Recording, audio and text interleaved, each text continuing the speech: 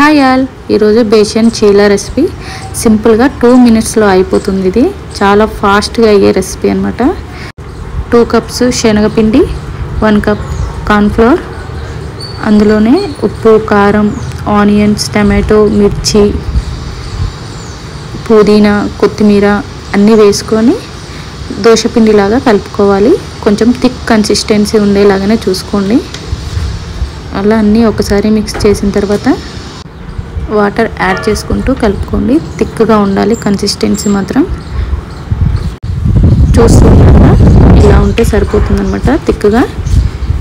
ఇలా అయిన తర్వాత ఒక ప్యాన్ పెట్టుకొని ఆయిల్ అప్లై చేసి దాని మీద మనం దోశ వేసుకుంటాం కదా, అలానే వేసుకోండి. కాకపోతే ఇక్కడ నేను ఊతప్పం లాగా వేసుకుంటున్నాను. చిన్నగా వేసుకుంటేనే బాగుంటుంది. చిన్నగా వేసుకోండి. అటు ఇటు 2 సైడ్స్ కాల్చుకోవాలి. ఆయిల్ వేసుకుంటూ కాల్చుకోండి.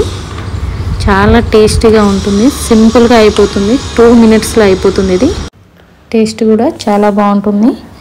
చూసారు కదా ఎంత సాఫ్ట్గా, ఎంత బాగా వచ్చిందో. చాలా బాగుంది కదా.